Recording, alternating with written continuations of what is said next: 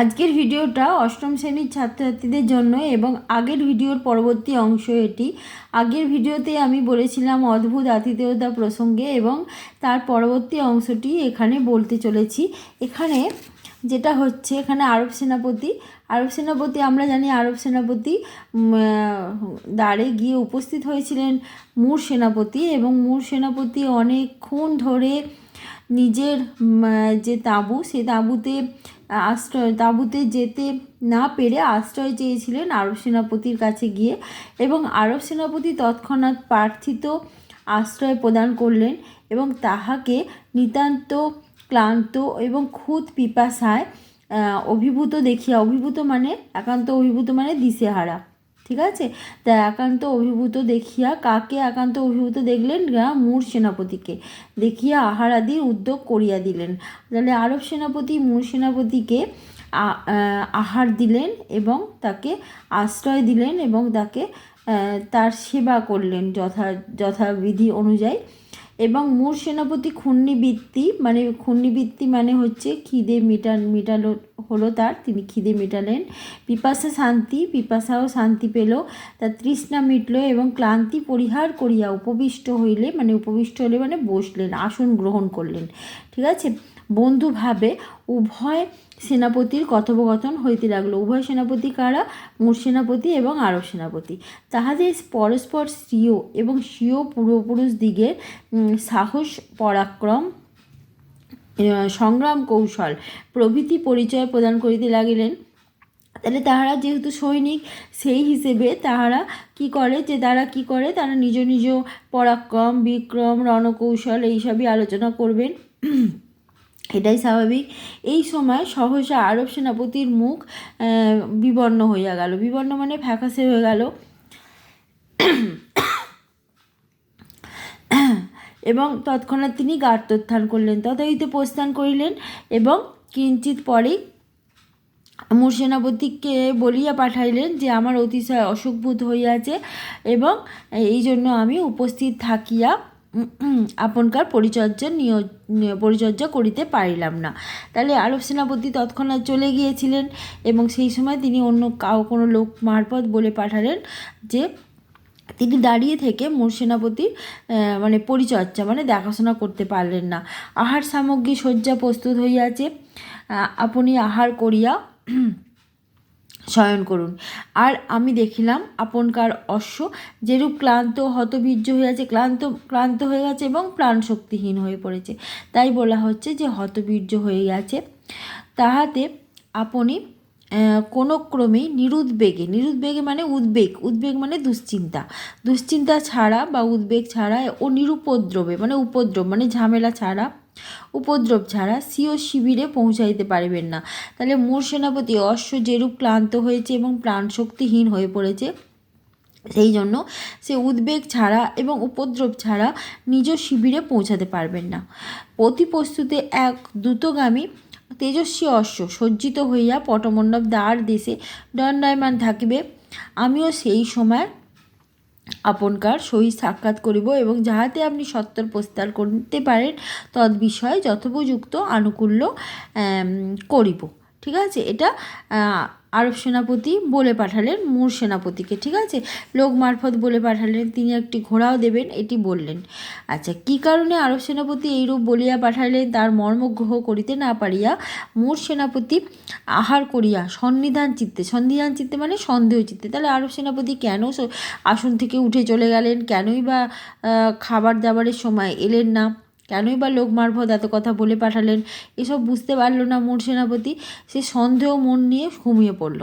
রজনী শেষে আরব সেনাপতির লোক তাহার নিদ্রাভঙ্গ করাইল এবং কহিল, আপনকার প্রস্থানের সময় উপস্থিত গার্হস্থ্যান ও মুখ প্রক্ষালনাদি করুন, বলে আপনি উঠে পড়ুন, গার্হস্থ্য উত্থান করুন, গা তুলে ফেলুন এবং মুখ ধুয়ে নিন, ঠিক আছে। আহার প্রস্তুত আছে। সেনাপতি শয্যা পরিত্যাগপূর্বক মুখ প্রক্ষালনাদি সমাপন করিয়া আহার স্থানে উপস্থিত হইলেন এবং তিনি শয্যা থেকে উঠে এলেন এবং মুখ টুক ধুয়ে নিলেন এবং নিয়ে তিনি আহার স্থানে উপস্থিত হলেন, কিন্তু সেখানেও আরব সেনাপতিকে দেখতে পাইলেন না। পরে দ্বার দেশে উপস্থিত হইয়া দেখিলেন তিনি সজ্জিত অশ্বের মুখরশ্মি ধারণ করিয়া দণ্ডায়মান আছেন। তিনি একটা সাজানো গোজানো অশ্ব হাতে করে, মানে তার মুখের রশ্মিটা হাতে করে ধরে দাঁড়িয়ে আছেন। আরব সেনাপতি দর্শন মাত্র সাদর সম্ভাষণ করিয়া মূর সেনাপতিকে অশ্বপৃষ্ঠে আহরণ করাইলেন, খুব সাদরে অভ্যর্থনা করলেন এবং ডাকলেন, ডেকে অশ্বপৃষ্ঠে ওঠালেন এবং কহিলেন, আপনি সত্বর প্রস্থান করুন, আপনি তাড়াতাড়ি প্রস্থান করুন। এটা আরব সেনাপতি বললেন মূর সেনাপতিকে। এই বিপক্ষ শিবির মধ্যে আমা অপেক্ষা আপনকার ঘোরতর বিপক্ষ আর নাই। তাহলে আরব সেনাপতি কি বলছে মূর সেনাপতিকে, যে আপনি তাড়াতাড়ি এখান থেকে চলে যান। আমার মানে আরব সেনাপতির মতন এত এত ঘোরতর, মানে এত প্রচণ্ড রকমের বিপক্ষ ব্যক্তি আর কেউ মূর সেনাপতির নেই। কেন বলছেন এটা? গত রজনীতে যৎকালে আমরা উভয় একাসনে আসীন হইয়া অশেষবিধ কথোপকথন করিতেছিলাম, আপনি স্বীয় ও স্বীয় পূর্বপুরুষদিগের বৃত্তান্ত বর্ণনা করিতে করিতে আমার পিতার প্রাণ হত্যার নির্দেশ করিয়াছিলেন। তা যখন আগের দিন রাতের বেলা যখন তারা অতিথি সেবায় নিযুক্ত ছিলেন, আরব সেনাপতি মূর সেনাপতির আতিথেয় মূর সেনাপতি তখন অতিথি বেশে উপস্থিত এবং আতিথেয়তা গ্রহণ করছিলেন এবং একে অপরে যখন এক আসনে বসে গল্পগুজব করছিলেন, সেই সময় যখন তারা নিজ নিজ পূর্বপুরুষদের মানে বিক্রম পরাক্রম যুদ্ধ বৃত্তান্ত বর্ণনা করছেন, সেই সময় আরব সেনাপতি জানতে পারেন যে মূর সেনাপতি সেই ব্যক্তি যিনি আরব সেনাপতির পিতাকে হত্যার নির্দেশ দিয়েছিলেন।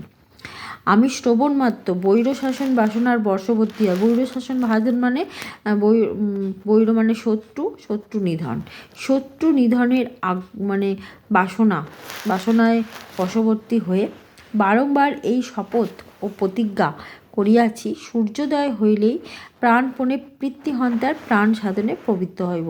তাহলে সেই মাত্র শোনা মাত্রই তিনি তখনই পরিকল্পনা করে নিয়েছেন যে সকাল হলেই তিনি করবেন প্রাণপণে এই পিতার হত্যার বদলা নেবেন। ঠিক আছে, এখনও পর্যন্ত সূর্য উদয় হয় নাই, কিন্তু উদয়ের অধিক বিলম্ব নাই। আপনি সত্বর প্রস্থান করুন।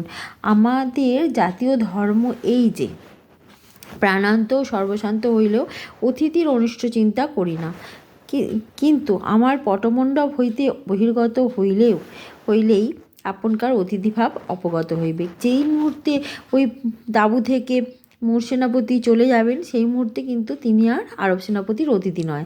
ঠিক আছে, সেই মুহূর্ত অবধি আপনি স্থির জানিবেন আমি আপনকার প্রাণ সংসারের নিমিত্ত মানে জন্য প্রাণপণ যত্ন ও অশেষ প্রকার চেষ্টা পাইব। যে মুহূর্তে মূর সেনাপতি আরব সেনাপতির যে তাঁবু আছে সেখান থেকে প্রস্থান করবেন, সেই মুহূর্তেই কিন্তু তিনি আরব সেনাপতি মূর সেনাপতিকে খুব মানে তার জন্য তাকে কিন্তু বধ করার অনেক চেষ্টা করতে পারবেন। ঠিক আছে, এই যে অপর অশ্ব সজ্জিত হইয়া দণ্ডায়মান আছে দেখিতেছেন, সূর্যোদয় হইবা মাত্র আমি উহাতে আহরণ করিয়া বিপক্ষভাবে আপনকার অনুসরণে প্রবৃত্ত হইব। কিন্তু আপনাকে যে অশ্ব দিয়াছি তাহা আমার অশ্ব অপেক্ষা কোনো অংশে হীন নয়।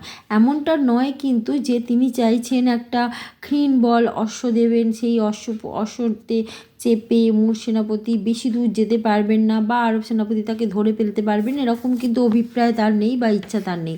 সেজন্য একটি শক্তিশালী অশ্বই তিনি মূর সেনাপতিকে দান করেছেন। উহা যদি দ্রুত বেগে গমন করিতে পারে, তাহা হইলে আমাদের উভয়ের প্রাণ রক্ষা সম্ভাবনা। তাহলে মূর সেনাপতির যে শক্তিশালী অশ্বটি আছে সেটি যদি দ্রুত বেগে চলে যেতে পারে, তাহলে কিন্তু কেউ কাউকে আর বধ করতে পারবে না। কারণ আরব সেনাপতি যদি মূর সেনাপতিকে আঘাত করে, তাহলে মূর সেনাপতিও নিশ্চয়ই পাল্টা আঘাত করবে। এই বলিয়া আরব সেনাপতি সাদর সম্ভাষণ করমর্দনপূর্বক তাকে বিদায় দিলেন, হাতে হাত মেলালেন এবং তৎক্ষণাৎ মূর সেনাপতি কী করলেন? প্রস্থান করলেন। আরব সেনাপতির সঙ্গে হাতে হাত মিলিয়ে প্রস্থান করলেন। আরব সেনাপতিও সূর্য দর্শন মাত্র অশ্বে আহরণ করিয়া তদীয় অনুসরণে পবিত্র হলেন। পবিত্র মানে ইচ্ছুক। ঠিক আছে, আরব সেনাপতিও সঙ্গে সঙ্গে তার পিছন পিছন ধাওয়া করলেন। মূর সেনাপতি কতিপয় মুহূর্ত পূর্বে প্রস্থান করিয়াছিলেন এবং তদীয় অশ্ব বিলক্ষণ সবল। ঠিক আছে, মূর সেনাপতি কিছুক্ষণ আগেই প্রস্থান করেছেন এবং সেই অশ্ব খুব শক্তিশালী। এই জন্য তিনি নির্বিঘ্নে স্বপক্ষীয় শিবির সন্নিবেশ স্থানে উপস্থিত হলেন। সন্নিবেশ স্থানে মানে শিবিরের কাছে উপস্থিত হলেন। ঠিক আছে, নিকটেই উপস্থিত হলেন, নিজ শিবিরের কাছে উপস্থিত হলেন। আরব সেনাপতি সবিশেষ যত্ন নিরতিশয় আগ্রহ সহকারে তারা অনুসরণ করিতেছিলেন, কিন্তু তাহাকে শিবির মধ্যে প্রবিষ্ট হতে দেখিয়া এবং অতঃপর বৈরসাধন সংকল্প সফল হওয়ার সম্ভাবনা নাই বুঝিয়া তিনি কি করলেন, তাই বুঝতে পারিয়া তিনি স্বীয় শিবিরের উদ্দেশ্যে প্রতিগমন করলেন। ঠিক আছে, তিনি বুঝতে পারলেন যে শিবিরের উদ্দেশ্যে চলে গেছে মূর সেনাপতি, আর সম্ভাবনা নেই তাকে বধ করা, তাই তিনি ব্যাক করলেন। এবার যেটা বলার, অবশ্যই সঙ্গে থেকো, সাবস্ক্রাইব করে নিও। ঠিক আছে, পাবে এরকম সুন্দর সুন্দর ভিডিও।